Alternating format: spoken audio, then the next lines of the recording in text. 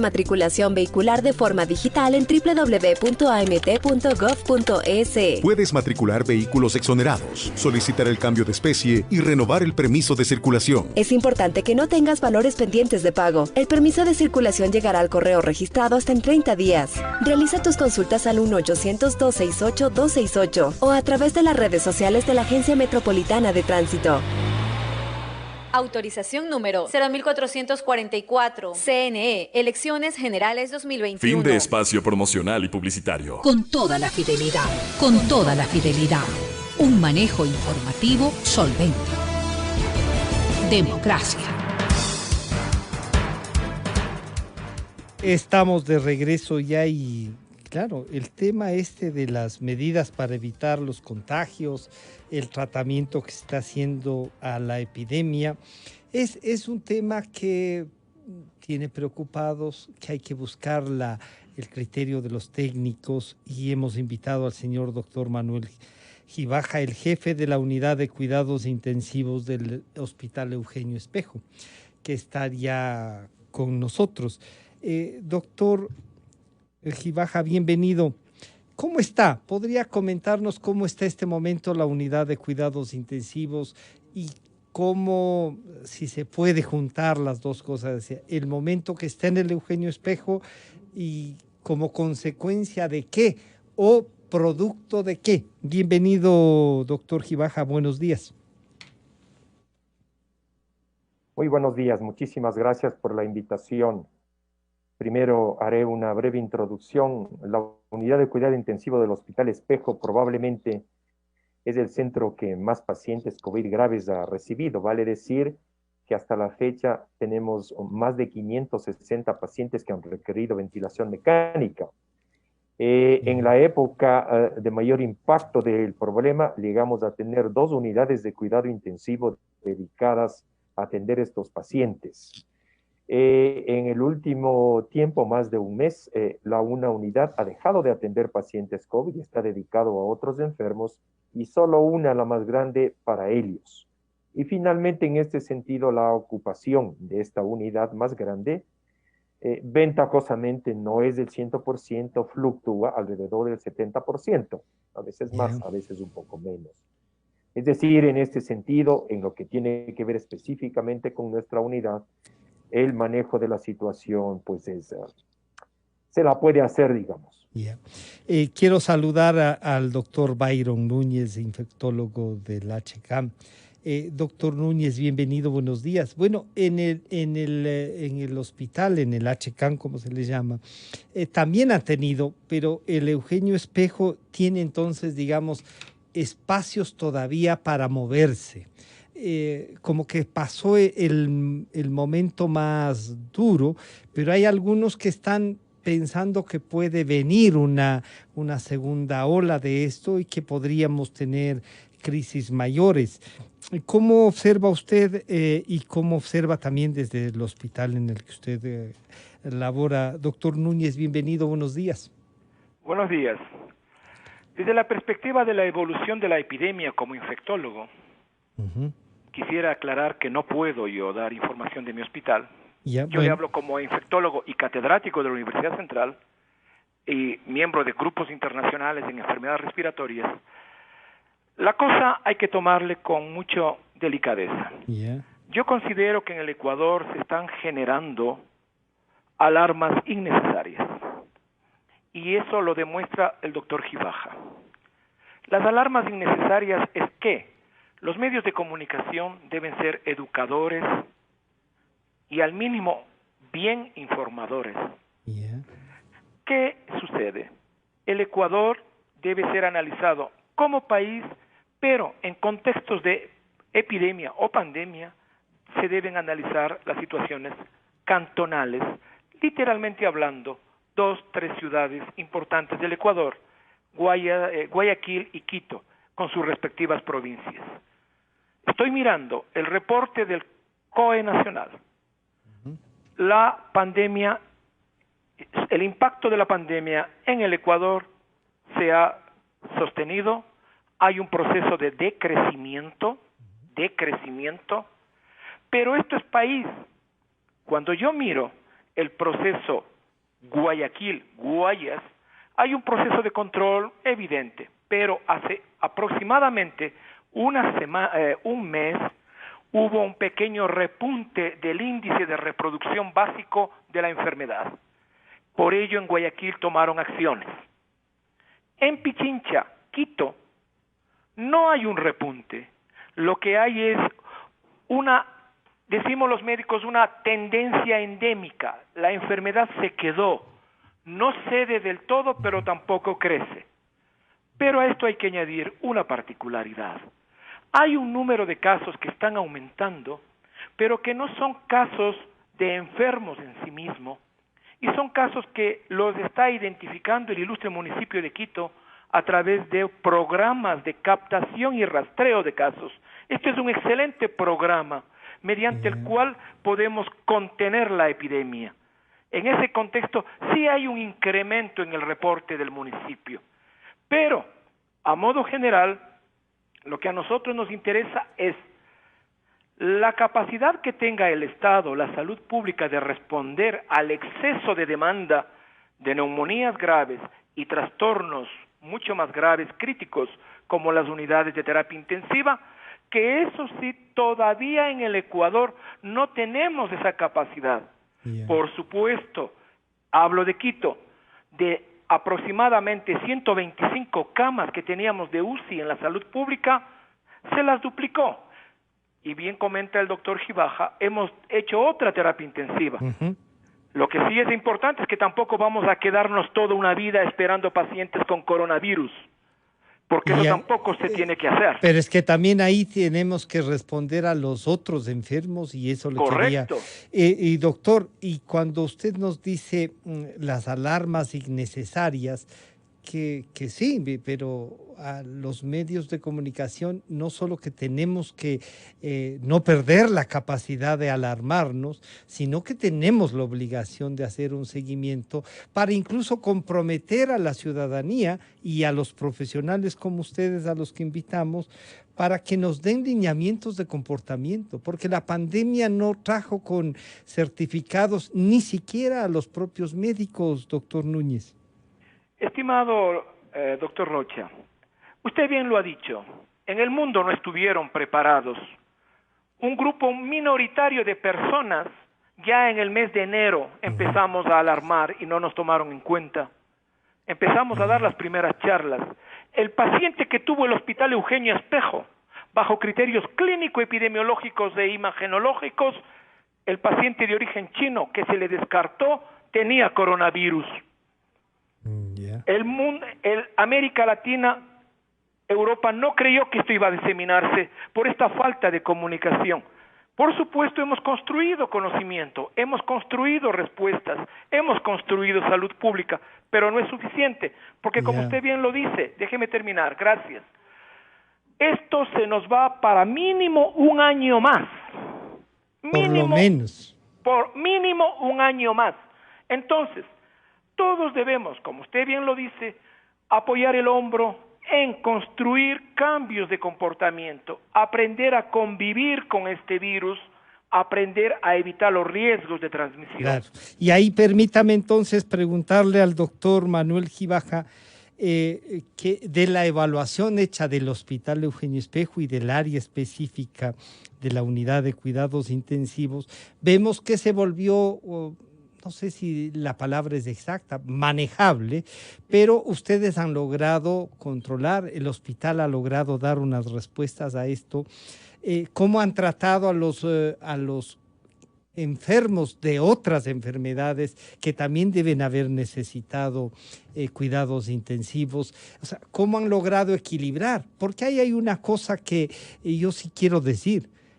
A veces no somos capaces de reconocer que estamos haciendo bien las cosas y que estas alarmas que a veces se encienden son para planificar mejor, para poner al servicio la experiencia que ya han obtenido, pero también para reconocernos que sí somos capaces de hacer bien las cosas. Y ustedes son una muestra de eso, doctor Gibaja.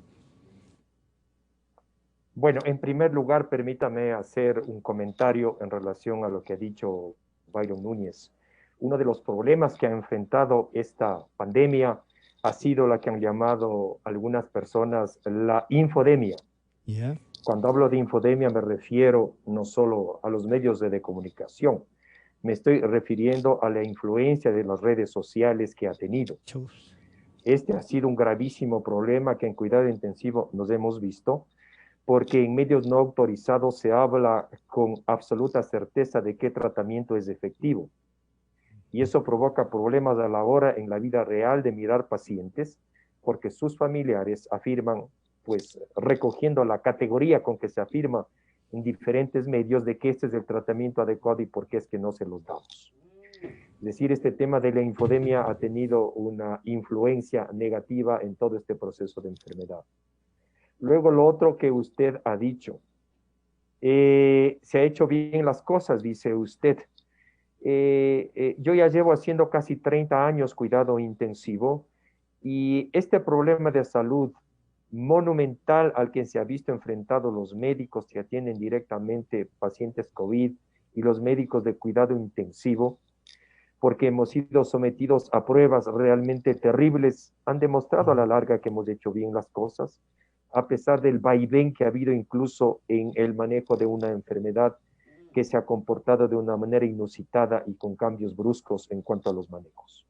Eso como primera cosa.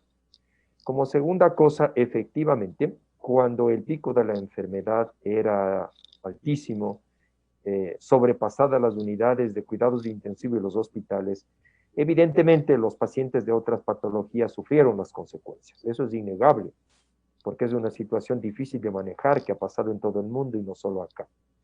En los últimos tiempos, como digo, a pesar de lo que se dice y ha explicado el doctor Núñez, por qué es que se ven en las cifras un número mayor de casos, hemos logrado pues mejorar esta situación y, por ejemplo, en lo que tiene que ver con cuidado intensivo, nuestra segunda unidad, que antes estaba dedicada al COVID, está ahora dedicada a atender a las patologías críticas de otro origen.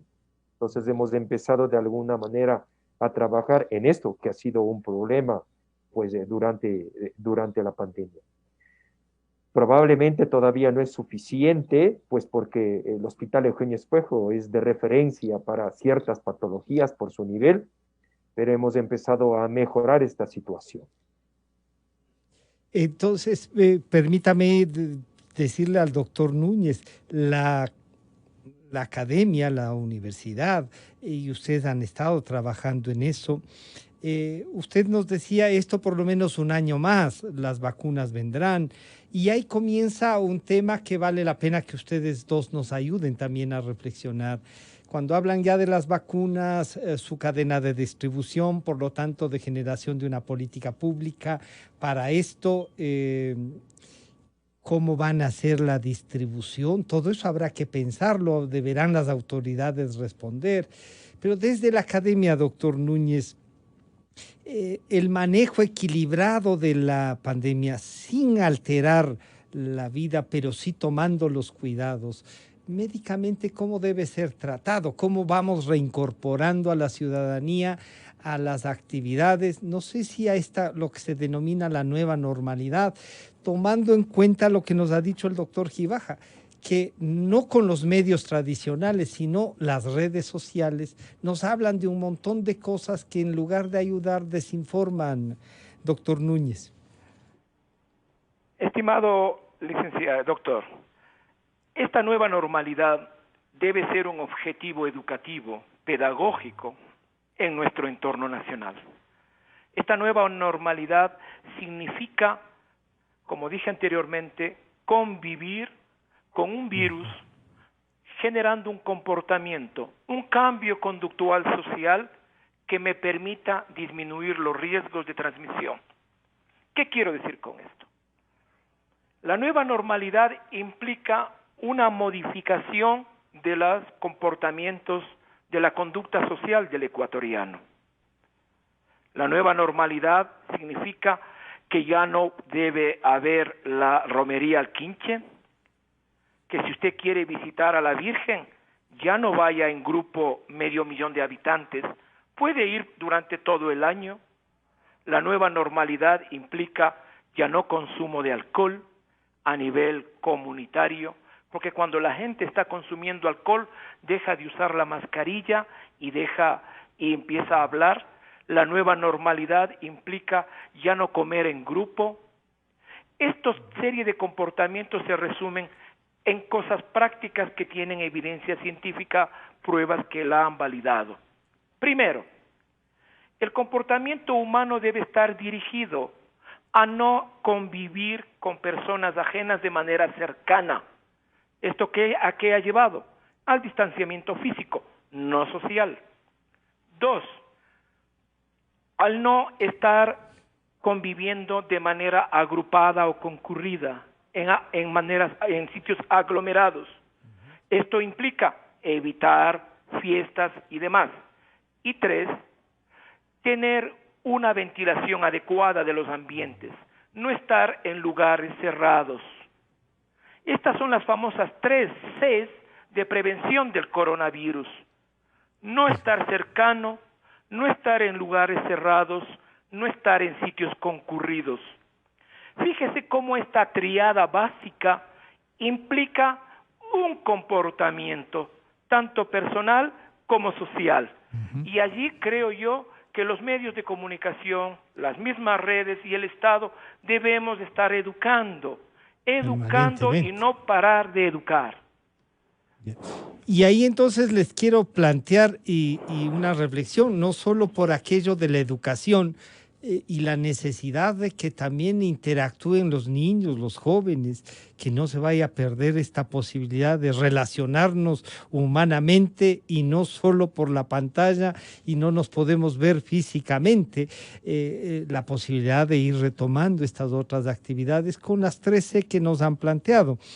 Pero, y ahí al señor doctor Gibaja le consulto, ¿cómo plantean ustedes cuáles son los protocolos de los médicos, del personal sanitario en relación a sus familias, a la gente con la que tratan?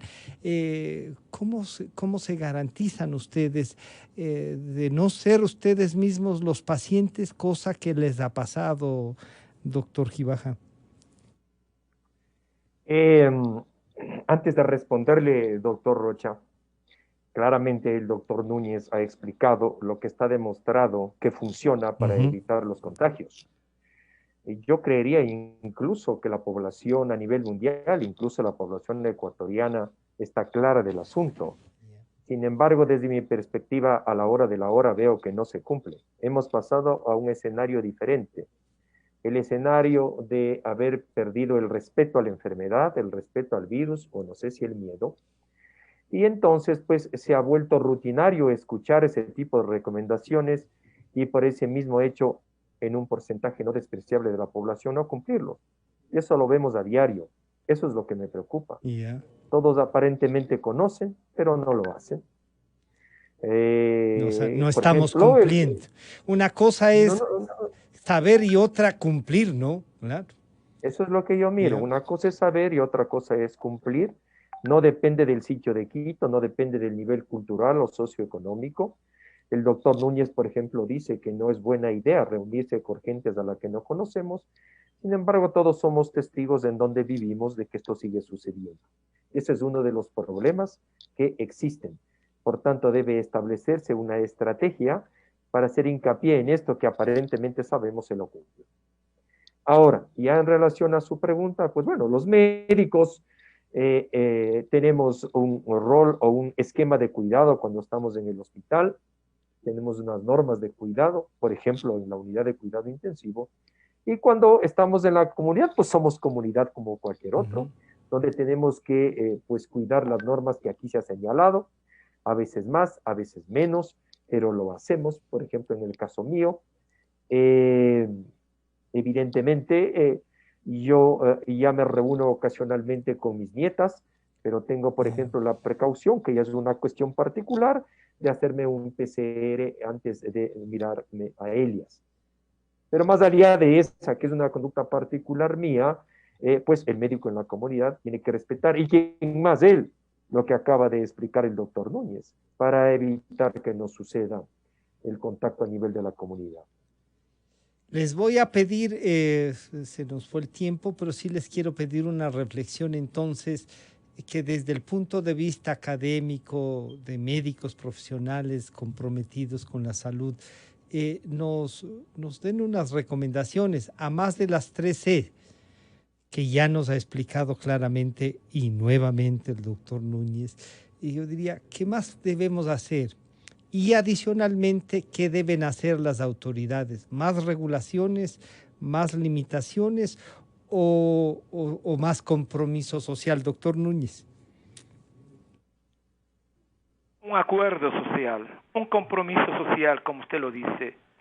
El acuerdo está dado entre las autoridades, la administración pública, el gobierno, la empresa pública, la empresa privada, los medios de producción y la ciudadanía. Ese acuerdo social nos va a permitir convivir en este contexto. Quisiera terminar felicitando a los médicos de la unidad de terapia intensiva del Hospital Eugenio Espejo, de todas las unidades de terapia intensiva del Ecuador, del Hospital Andrade Marín, por su acto heroico, y solidarizarme y apoyar esta propuesta que en redes, fíjese, es una excelente propuesta educativa.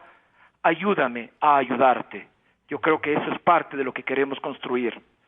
Muchas gracias. Gracias a usted. Con usted terminamos, doctor Manuel Gibaja, jefe de la unidad de cuidados intensivos del Hospital Eugenio Espejo. Un último mensaje, doctor. Sí, además de lo que se ha dicho, yo sí recomendaría a las autoridades que ese tipo de flexibilizaciones como ir a discotecas, ir a reuniones, cines y demás, yo creo que eso tiene que esperar. Yeah. No es una urgencia el hacer esas cosas. Eso no se tiene que permitir que se dé. Yo sé que puede tener impactos económicos para ciertos grupos sociales, pero no podemos flexibilizar eso. Eso colabora a los contagios. Eso como primera cosa. Bajo ningún concepto se puede permitir de que eso suceda. Creo que eso es muy importante. Y la otra cosa que quisiera recomendar, que un tema médico, científico, técnico, a veces incluso difícil de entender, porque es una enfermedad difícil de entender, no se permita la injerencia de la política, no se permita la injerencia de personas que no están ligadas a esto, como por ejemplo el tema de las vacunas. Imagínense que llegó a hacer campaña política en los Estados Unidos del tema de vacunas. Sí. Cuando eso sucede, las cosas van mal. Esto es un problema técnico que tiene que ser analizado como tal. Por favor, para que las cosas vayan bien, no se tiene que mezclar lo uno con lo otro. Y peor, hablar de cosas de las que uno no conoce. Eso no ayuda. Bueno, yo les quiero agradecer, pero además comprometerles para seguir en contacto, analizar, ir evaluando lo que pasa, tanto desde lo académico como desde la propia unidad médica, como es el caso de ustedes. Muchísimas gracias al señor doctor Byron Núñez, infectólogo del HCAM, y al doctor Manuel Gibaja, jefe de la unidad de cuidados intensivos del Hospital Eugenio Espejo. Muchas gracias por acompañarnos. Estaremos en contacto. Por ahora estamos terminando ya esta mañana estos diálogos. Viernes se terminó la semana. Y como dice Gonzalo Rosero, siempre buscando la verdad. Ya viene Clarito Está con Vicente Albornoz y Sebastián Oleas. Hasta el lunes entonces. A la revista informativa Democracia llegan Vicente Albornoz y Sebastián Oleas, conocidos como Los Explicadores. Para presentarnos, Clarito Está, nos explican en sencillo las cosas difíciles de entender. En XFM y Democracia M da inicio Clarito Está. Amigos, muy buenos días. Estamos aquí en Clarito Está hablando de economía. Les saludamos Sebastián Oleas y Vicente Albornoz. Hola Vicente, buenos días. Clarito Está, que estamos un día más juntos. Hablando de economía. Para sorprender a nuestros amigos. Sí, sí, bueno. Tenemos que sorpresa es lo que logremos, Vicente.